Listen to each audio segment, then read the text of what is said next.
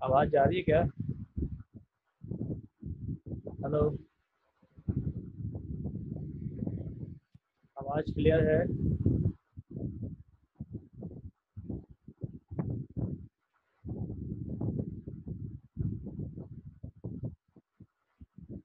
D block का general electronic configuration. खुशबू,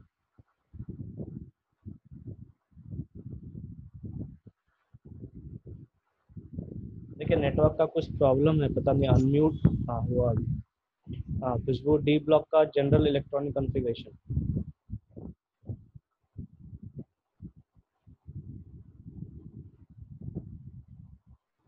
network का कुछ प्रॉब्लम है, ठीक है, मतलब अनम्यूट नहीं हो रहा इधर से।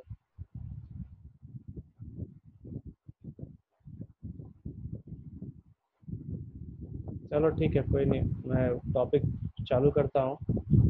ठीक है, ध्यान से सुनिए।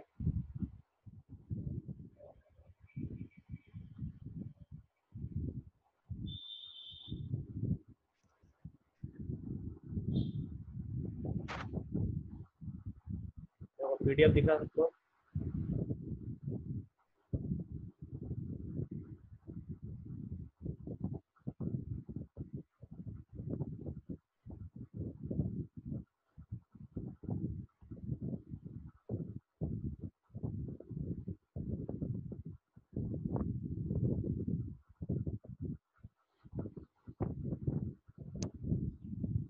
वॉइस आ रहा है सबको? वॉइस क्लियर है? खुशबू, वॉइस सुनाई दे रही है?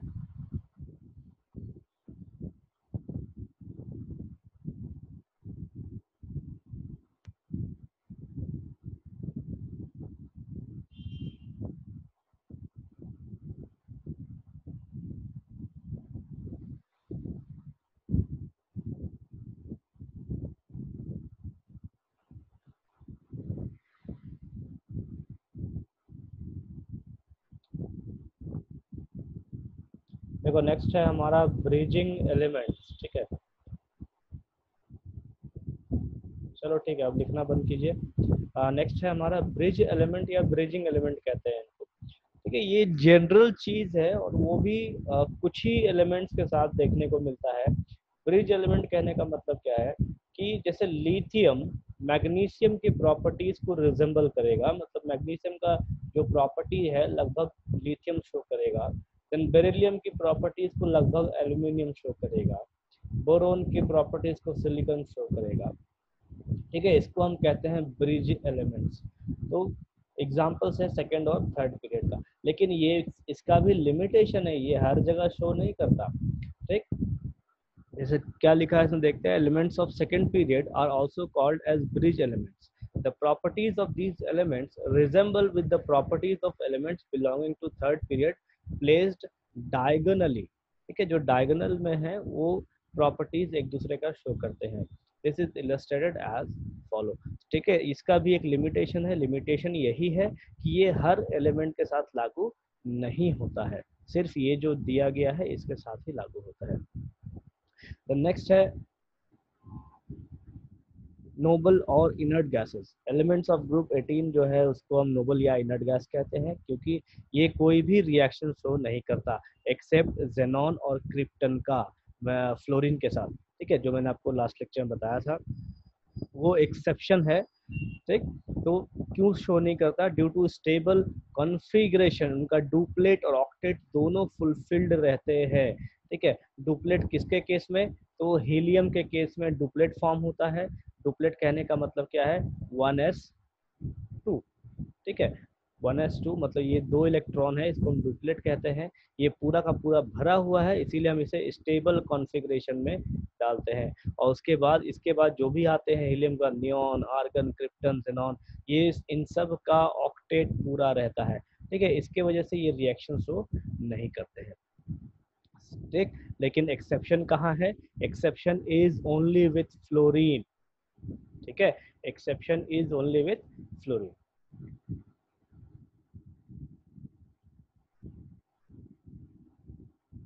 देन नेक्स्ट है हमारे पास पीरियोडिक टेबल में metals, non metals and metalloid. ठीक है, देखते हैं पीरियोडिक टेबल में। यहाँ पे देखिए इस पीरियोडिक टेबल में देखिए यहाँ पे जो हमारा एस ब्लॉक है, एस ब्लॉक में हाइड्रोजन को छोड़ के ये बाकी सभी मेटल्स में आते हैं। देन डी ब्लॉक के जो एलिमेंट्स है ये सभी मेटल्स में आते हैं। उसके बाद यहाँ पे जो ब्राउन कलर में है ये हमारा मेटलॉइड में आता है। मेटलॉइड कहने का मतलब है कि मेटल्स की भी प्रॉपर्टी होगी और नॉन मेटल्स की भी प्रॉपर्टी शो करेगा ये, इसलिए इनको हम मेटलॉइड्स कहते हैं। ये ब्रिज होता है, एक लिंक होता है जो शो करता है मेटल्स और नॉन मेटल्स के बीच का बैरियर कह सकते हैं आपको इसको। देन इधर जो ग्रीन में है, ग्रीन में इनको हम नॉन मेटल्स कहते हैं, ग्रीन हो गया। देन ये येलो कलर का है, ये सब नॉन मेटल्स के अंदर चला आता है।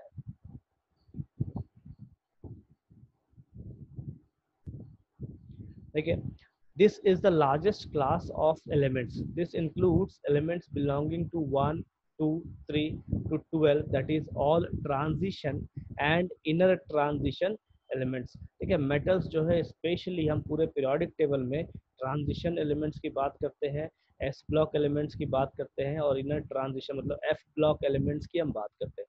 And some elements of groups 13 to 15 lying near the bottom of the periodic table. 13 से लेके 15 तक जो एलिमेंट्स हैं, जैसे यहाँ पे देखिए 13 ग्रुप, 14 ग्रुप, 15 ग्रुप, ये जो नीचे का जो एलिमेंट्स है ये आपका मेटल्स कहलाता है। ठीक है, ये नीचे का जो एलिमेंट्स है ये आपका मेटल कहलाता है। Then the metals are characterized by their nature of readily giving up the electron apart from shining luster।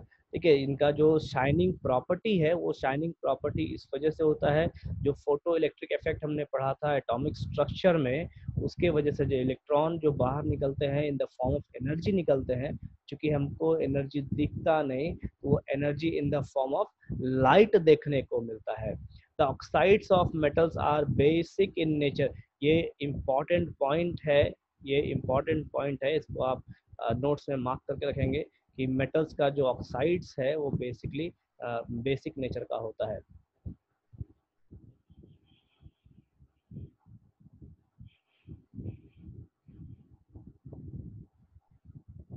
राज यहाँ पे बात करने के लिए नहीं है, सुनिए जो समझा रहा हूँ।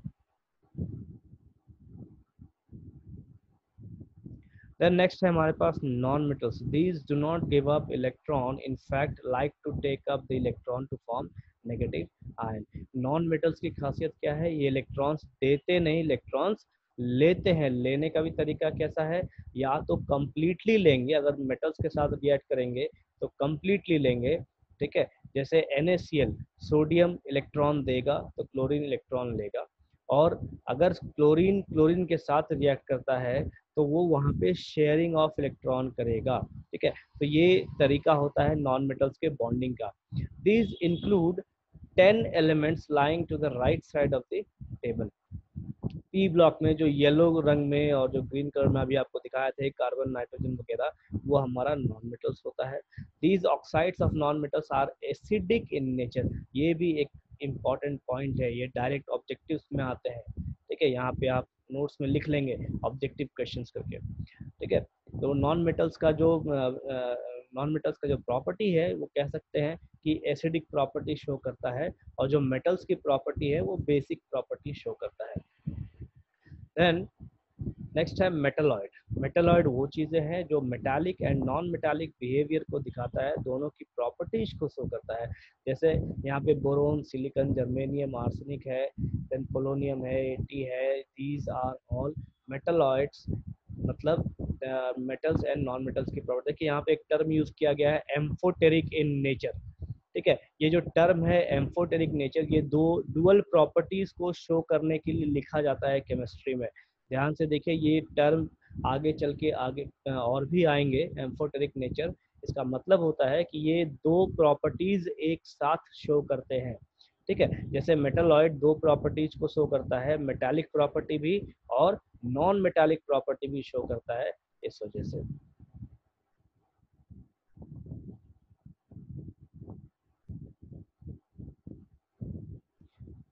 ठीक है, देखो 10 में ये सब आपका 10th में होगा, कोई बड़ी बात नहीं है।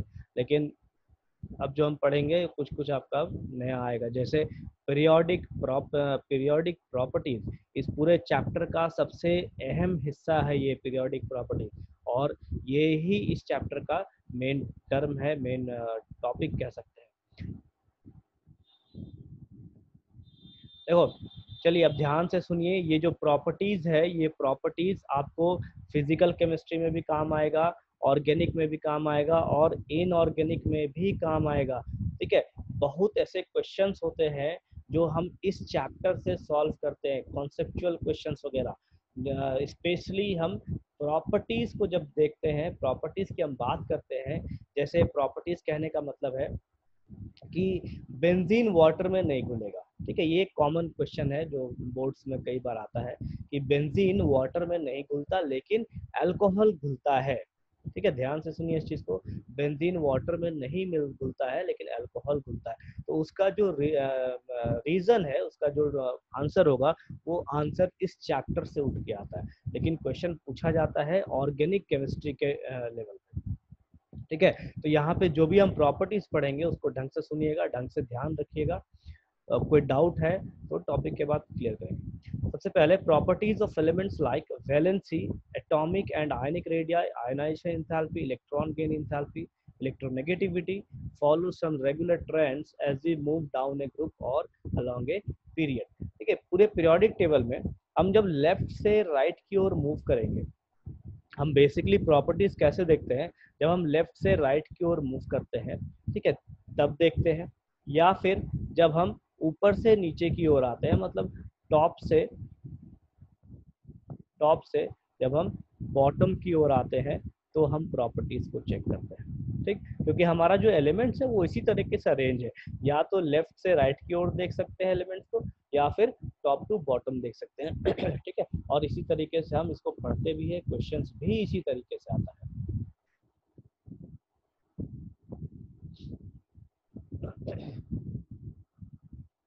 चलिए देखें पहला प्रॉपर्टी क्या है। सबसे पहला वैलेंसी। वैलेंसी मेरे ख्याल से आप सबको पता होगा, the combining capacity of any element in the periodic table is called valency. ठीक है, मतलब वो कितना एलिमेंट लेगा या कितना एलिमेंट देगा, और देने के बाद या लेने के बाद वो किस एलिमेंट से कैसे जुड़ता है, उसको हम वैलेंसी कह सकते हैं। जैसे HCl, ठीक है, हाइड्रोजन एक इलेक्ट्रॉन शेयर करेगा, तो क्लोरीन भी एक इलेक्ट्रॉन ही शेयर करेगा। ऐसा नहीं है कि क्लोरीन 2 इलेक्ट्रॉन शेयर कर देता है। ठीक है, तो दोनों का वैलेंसी उस केस में 1 होगा। ठीक है, इसी जगह पे जब हम डी एलिमेंट्स की बात करें, डी ब्लॉक के एलिमेंट्स की बात करें, तो वहाँ पे वेरिएबल वैलेंसी देखने को मिलता है, मतलब एक ही एलिमेंट का एक से अधिक तरीके से कॉम्बिनेशन देखने को मिलता है। ठीक है, आपको पहले भी बताए थे, जैसे आयरन है, तो आयरन जो है ये +2 भी शो करता है और +3 भी शो करता है। इसी तरीके से कॉपर है, ये भी +2 +3 शो करता है। जिंक है, ये भी शो करता है। निकल है, ये भी शो करता है। तो इसको हम कहते हैं वेरिएबल वैलेंसी। ठीक है, और वेरिएबल वैलेंसी की वजह से इसकी जो प्रॉपर्टी है, वो प्रॉपर्टी में काफी दिक्कत आते हैं। दिक्कत कहने का मतलब है कि प्रॉपर्टी चेंज करता है। ठीक, चेंज इसलिए करेगा क्योंकि 2 इलेक्ट्रॉन जो प्रॉपर्टी दिखाएंगे वही 3 इलेक्ट्रॉन नहीं दिखा सकता, ये कुछ ना कुछ अलग तो पक्का दिखाएगा। ठीक है, तो वेरिएबल वैलेंसी का ये भी फायदा है कि डिफरेंट प्रॉपर्टीज शो करते हैं, और सिंगल वैलेंसी जो है वो कांस्टेंट प्रॉपर्टीज शो करते हैं। देन इसका डेफिनेशन ये है, combining capacity of an element, पहले भी आप पढ़ चुके हैं। देन नोबल गैसेस का जो वैलेंसी है वो 0 होता है, due to their duplet and complete octet, मतलब 8 इलेक्ट्रॉन और 2 इलेक्ट्रॉन दोनों भरा होता है, इस वजह से। रिप्रेजेंटेटिव एलिमेंट्स का जो वैलेंसी है वो उसका ग्रुप नंबर के जैसा होता है। ठीक है, जो ग्रुप नंबर है वही उसका वैलेंसी है हर किसी के लिए। अल्कली मेटल्स के लिए 1, अल्कलाइन अर्थ मेटल्स के लिए 2, ठीक है, ग्रुप 3 के लिए 3। तो ये इसका वैलेंसी हम ऐसे चेक करते हैं, जितना ग्रुप नंबर है वो उसका वैलेंसी होता है। ट्रांजिशन एलिमेंट्स के लिए वेरिएबल वैलेंसी होती है, मतलब डी ब्लॉक के लिए वेरिएबल वैलेंसी, और इनर ट्रांजिशन एलिमेंट्स मतलब एफ ब्लॉक एलिमेंट्स के लिए भी वेरिएबल वैलेंसी देखी जाती है। देन नेक्स्ट है हमारा एटॉमिक वॉल्यूम। ठीक है, एटॉमिक वॉल्यूम क्या है? देखिए, वॉल्यूम सबको पता है कि जो एरिया है अंदर का, अंदर का एरिया नहीं, यूँ कहिए अंदर का स्पेस। जैसे अगर हम क्यूब की बात करें, ठीक है, जब हम क्यूब की बात कर रहे हैं तो इस क्यूब के अंदर का स्पेस को हम डिफाइन करते हैं वॉल्यूम।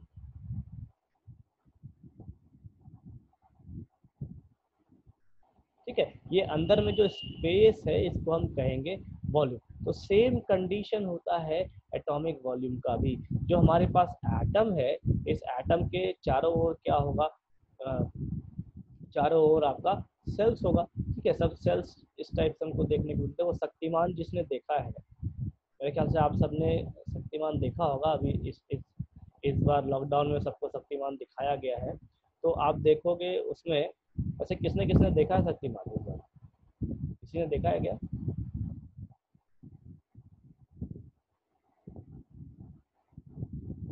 अभी अभी देख रहे हैं? पढ़ भी रहे हो बिल्कुल, या फिर शक्तिमान देख रहे हो अभी?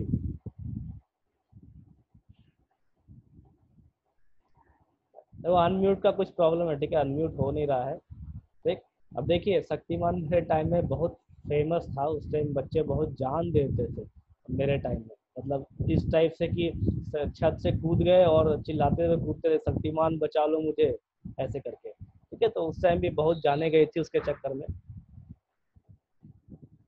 हाँ ठीक।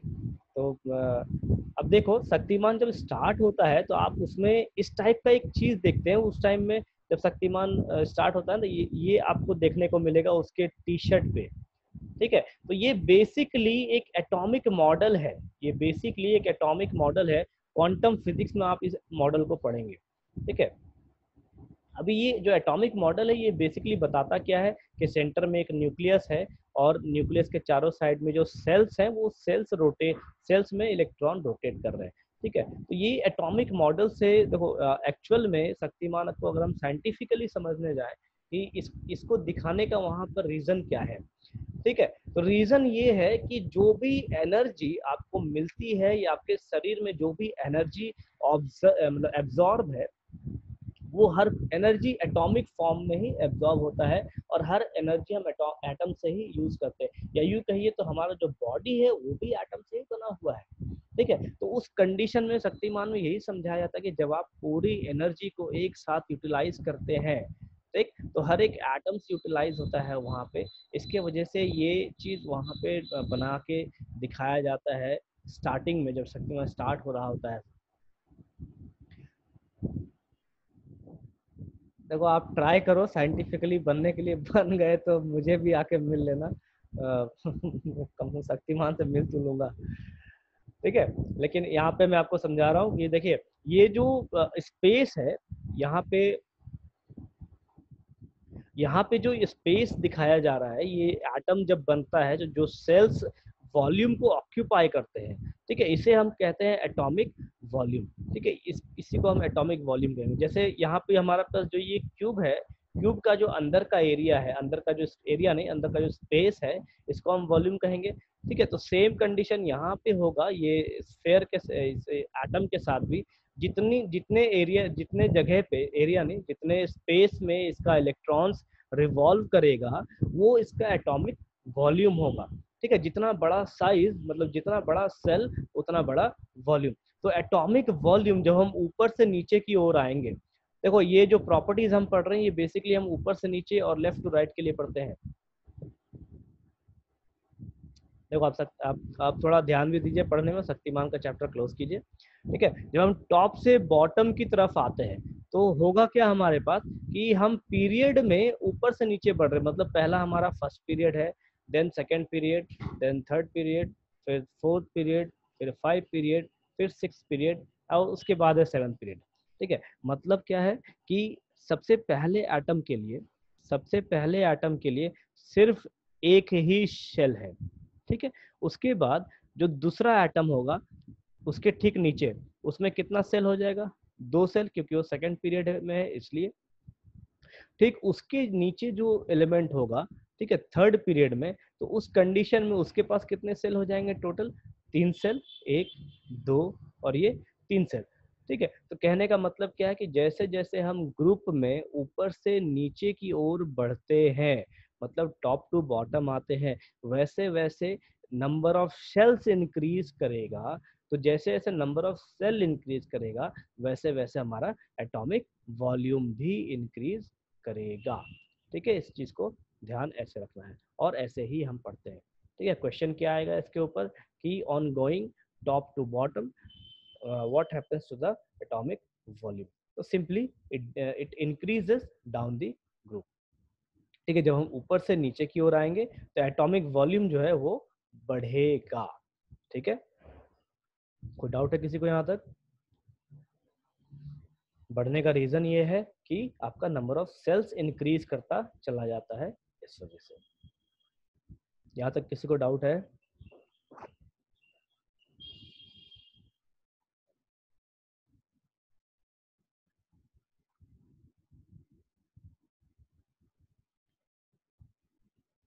देखिए क्या लिखे हैं, atomic volume is defined as the volume occupied by 1 mole of atoms of the element at its melting point in solid state. ठीक है, सॉलिड स्टेट में जब 1 मोल एटम्स की हम बात करें, हमेशा देखिए केमिस्ट्री में जब हम बात करते हैं तो हमेशा 1 मोल एटम्स की ही बात करते हैं।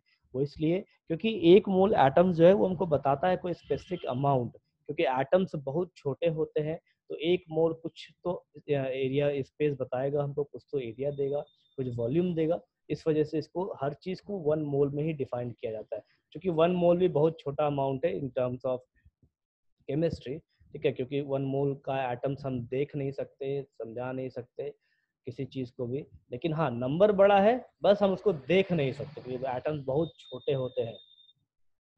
नेक्स्ट लाइन है, atomic volume decreases along the period, reaches the minimum value in the middle and then starts increasing. ये काफी इंपॉर्टेंट पॉइंट है। एटॉमिक वॉल्यूम जब हम पीरियड में जाएंगे तो पहले तो डिक्रीज करेगा लेकिन बाद में इंक्रीज करता चला जाता है। ठीक है, अभी देखिए इसको मैं समझा रहा हूँ आपको बोर्ड पे, तो ध्यान से सुनिए।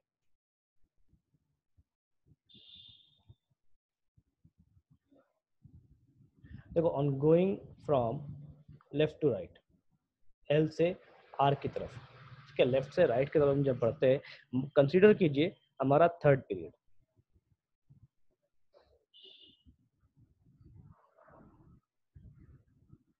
ये हमारे पास थर्ड पीरियड है। ठीक है, थर्ड पीरियड में क्या क्या है हमारे पास? सोडियम, देन मैग्नीशियम, उसके बाद एल्यूमिनियम, और ऐसे करके हमारा एलिमेंट्स है। ठीक, तो थर्ड पीरियड में है तो थर्ड पीरियड का हम क्या करेंगे, सोडियम का एक जनरल स्ट्रक्चर बनाएंगे। थर्ड पीरियड में है तो इसमें 3 ही सेल होगा।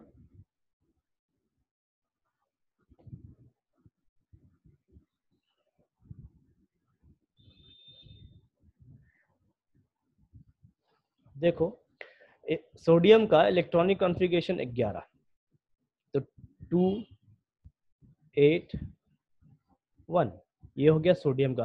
देन मैग्नीशियम का कितना है, 12, 2 8 2। ठीक, एल्यूमिनियम हो गया 13, तो 2 8 3। चूंकि थर्ड पीरियड में है तो जो भी अगले अगले एलिमेंट के लिए, ठीक है, जो भी इलेक्ट्रॉन ऐड हो रहा है वो सब के सब किस में ऐड होगा, तो थर्ड सेल में ही ऐड होगा। ठीक है, जो भी इलेक्ट्रॉन है वो सब थर्ड सेल में ही ऐड होगा।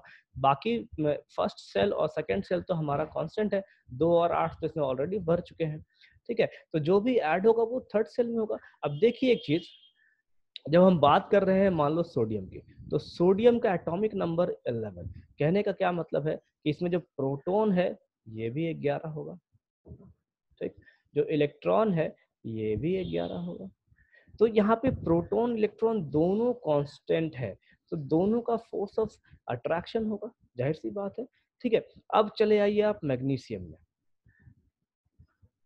तो मैग्नीशियम में प्रोटॉन की संख्या कितनी हो जाएगी, 12, और इलेक्ट्रॉन का संख्या 12। इसके बाद हम देखें एल्यूमिनियम में क्या हो जाएगा, P is equals to 13 and E is equals to 13। ठीक है, अब देखो जो भी इलेक्ट्रॉन्स ऐड हो रहे हैं वो तो ऐड हो रहे हैं थर्ड सेल में ही, क्योंकि प्रोटॉन भी बढ़ रहा है, इलेक्ट्रॉन भी बढ़ रहा है, तो प्रोटॉन और इलेक्ट्रॉन के बीच का फोर्स ऑफ अट्रैक्शन बढ़ता चला जाएगा। क्योंकि एक ही सेल में फोर्स ऑफ अट्रैक्शन ज्यादा हो रहा है, तो न्यूक्लियस क्या करेगा, ये जो थर्ड सेल है इसको अपनी तरफ ज्यादा ताकत से खींचने लग जाता है। ठीक है, ज्यादा ताकत से खींचने लग जाता है तो होता क्या है कि ये थर्ड सेल अपनी पोजीशन से थोड़ा अंदर की ओर शिफ्ट हो जाते हैं।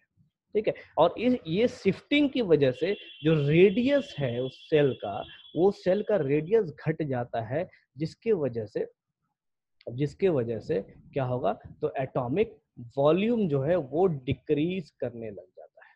एटॉमिक वॉल्यूम डिक्रीज करने लग जाता है। ठीक है, देखिए ध्यान से सुनिए, मैं वापस से रिपीट कर रहा हूँ, एटॉमिक वॉल्यूम क्यों डिक्रीज करेगा, तो फोर्स ऑफ अट्रैक्शन बढ़ जाता है। क्यों बढ़ता है कि एक ही सेल में मान लीजिए ये जो थर्ड सेल है, इसी में इलेक्ट्रॉन्स बार बार ऐड हो रहा है। क्योंकि इलेक्ट्रॉन्स और प्रोटॉन्स दोनों बढ़ रहे हैं, हम लेफ्ट से राइट की ओर जाते हैं तब, तो उस कंडीशन में क्या होगा कि फोर्स ऑफ अट्रैक्शन बढ़ जाएगा प्रोटॉन और इलेक्ट्रॉन का, जिसकी वजह से ये जो थर्ड सेल है ये अंदर की ओर शिफ्ट करेगा, मतलब थोड़ा दब जाएगा। और दबने से क्या होगा, तो एटॉमिक बोलते हैं, ये जो रेडियस है सेल का वो डिक्रीज करेगा। रेडियस डिक्रीज करेगा तो जब हम वॉल्यूम निकालेंगे, एटॉमिक वॉल्यूम, वो भी डिक्रीज करेगा। ठीक है, अब अभी कंप्लीट नहीं हुआ है वो जो टेक्स्ट है, ध्यान से सुनिए, कंप्लीट अभी नहीं बताया मैंने। सेकंड पॉइंट जो आपको इंपॉर्टेंट बोले हैं वो कंप्लीट नहीं हुआ। अब देखो उस पॉइंट में क्या लिखा है कि एटॉमिक वॉल्यूम, ठीक है, जब हम लेफ्ट से राइट की ओर मूव करते हैं तो एटॉमिक वॉल्यूम पहले डिक्रीज करता है और फिर इंक्रीज करता है। ठीक, तो ध्यान सुनिए, एटॉमिक वॉल्यूम पहले डिक्रीज करता है और फिर इंक्रीज करता है। तो ये ऐसा होता क्यों है? अभी यहां तक सबको क्लियर है कि डिक्रीज करता है तो क्यों डिक्रीज करता है, पहले ये बताइए। यहाँ तक सबको क्लियर है?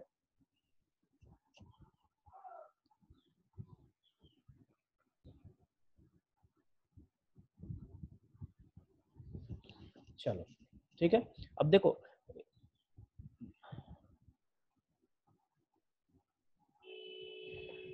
अब देखिए कहता क्या है कि जब लेफ्ट से हम राइट की ओर मूव कर रहे हैं तो हमारा एटॉमिक वॉल्यूम जो है डिक्रीज करता है और फिर इंक्रीज करता है। तो यहाँ पे एक टर्म आता है जिसको हम कहते हैं शील्डिंग इफेक्ट।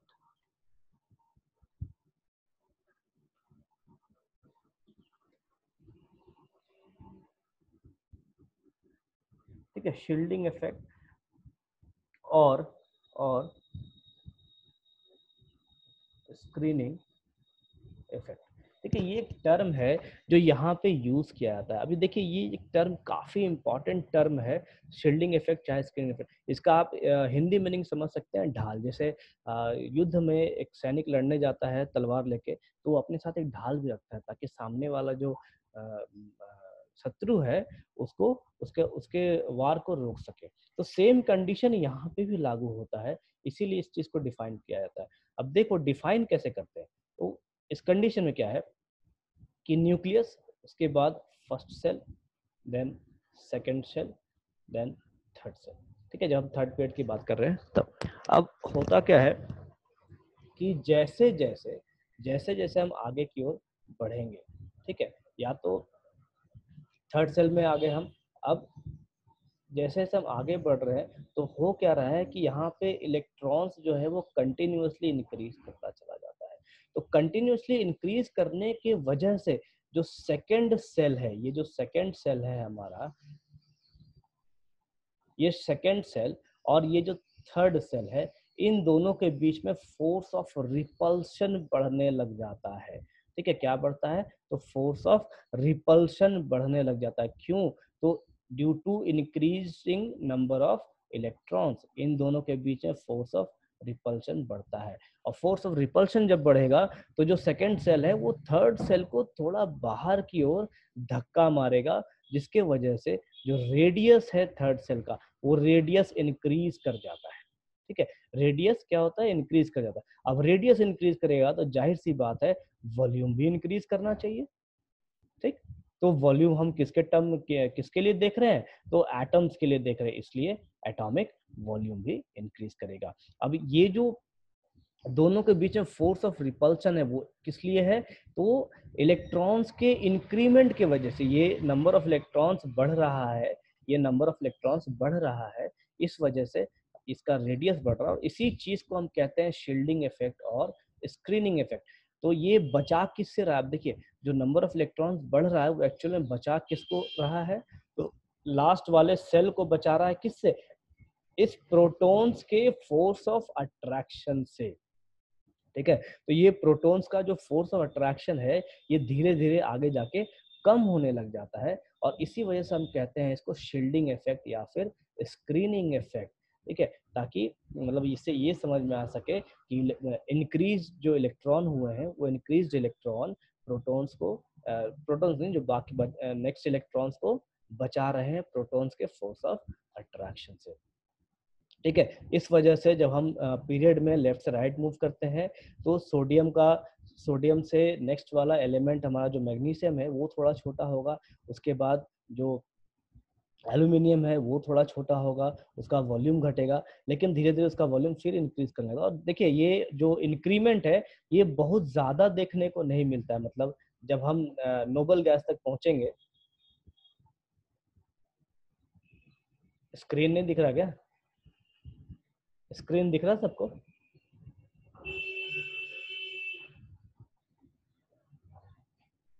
स्क्रीन सबको दिख रहा है, बोर्ड विजिबल है, ध्यानशु अपना नेटवर्क चेक कीजिए, आप वापस से देखिए। देखो अभी मैं आपको ये वापस से पीरियोडिक टेबल में दिखाता हूँ। ठीक है, इस चीज को ध्यान से देखिए, पीरियोडिक टेबल में वापस से।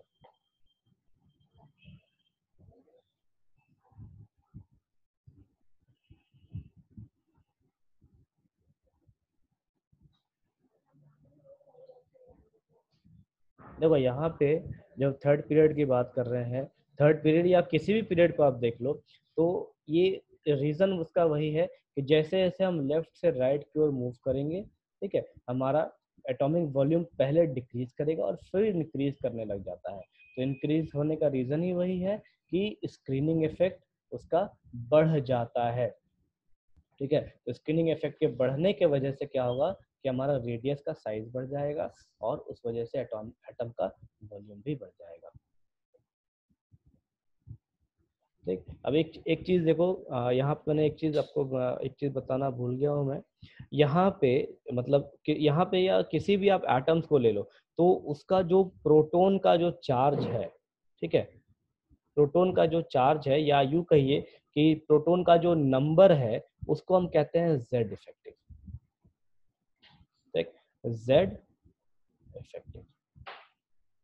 ठीक है, तो जैसे जैसे हम लेफ्ट से राइट की ओर मूव करेंगे, इस वजह से क्या होता है कि जेड इफेक्टिव हमारा इंक्रीज करता है।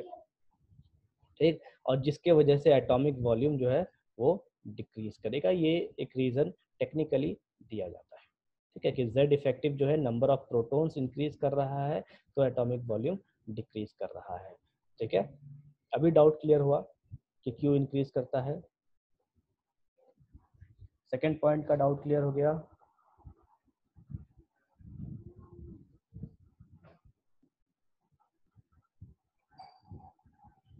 बाकी लोगों को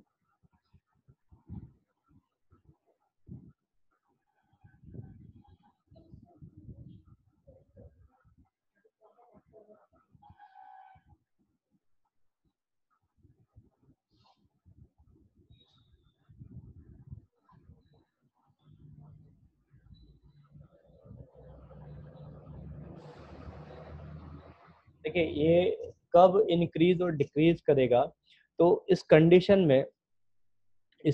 में आप ये कह सकते हैं कि जब हम यहाँ से देखो ये जो इंक्रीमेंट है ये ज़्यादातर हम कहाँ देखते हैं, ये थर्ड पीरियड तक देखते हैं। वो इसलिए देखते हैं क्योंकि यहाँ पे डी ब्लॉक नहीं आएगा, डी ब्लॉक फोर्थ पीरियड से चालू होता है।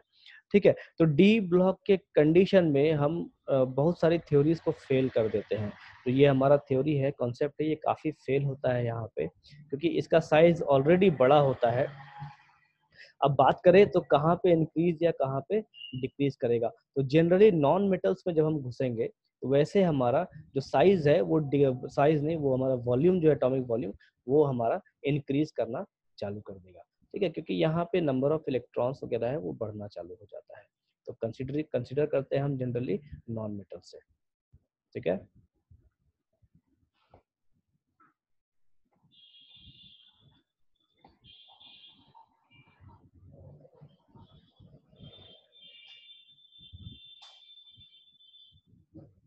ठीक है। नेक्स्ट है हमारे पास एटॉमिक रेडियस। अभी एटॉमिक रेडियस है क्या, तो सेंटर से जैसे देखो यहाँ मैंने न्यूक्लियस दिखा रखा है, तो सेंटर से जो आउटर मोस्ट सेल होगा, आउटर मोस्ट सेल कहने का मतलब है कि वो सेल जहाँ पे लास्ट इलेक्ट्रॉन पाया जा रहा है। कोई जरूरी नहीं है कि वो, जैसे मान लीजिए कोई भी एक एटम है, अगर उसमें 10 तो सेल है, लेकिन 10 सेल में से इलेक्ट्रॉन सिर्फ 8वें सेल में है, तो हम रेडियस जो है वो 8वें सेल तक का ही लेंगे। ठीक है, तो इसको हम कहते हैं एटॉमिक रेडियस। मतलब किसी भी एक एटम में जो लास्ट इलेक्ट्रॉन जिस भी सेल में होगा उसकी जो दूरी होगी उसको हम कहेंगे एटॉमिक रेडियस। डेफिनेशन क्या है, it is defined as the distance from the centre of nucleus of an atom to the outermost shell of electron. ठीक है, इसे हम कहते हैं एटॉमिक रेडियस। अभी जो एटॉमिक रेडियस है वो डिफरेंट डिफरेंट तरीके से डिफाइंड होता है, डिफरेंट टर्म्स में डिफाइंड होता है। ठीक है, तो इस चीज़ को हम लोग कल देखेंगे। ठीक, क्योंकि अभी समय भी ख़त्म हो गया है और मेरे ख्याल से एक वीडियो अब ख़त्म हो जाएगा, कट जाएगा। ठीक है, देखो जैसे जैसे मैं आपको नोट्स अब दे रहा हूँ, आप इसको याद करना चालू कर दीजिए। ठीक है, याद करने का तरीका है कि इसको आप रेगुलरली मतलब जस्ट रीड करते चले जाइए। ठीक है, तो आपको ये याद होगा, रट्टा मारेंगे तो आप भूल जाएंगे। और ये पूरा का पूरा चैप्टर जो है ये पूरा सिर्फ और सिर्फ याद करने वाला चैप्टर है। ठीक है, कोई डाउट है अभी तक किसी को यहाँ तक? यहाँ तक में किसी को डाउट है?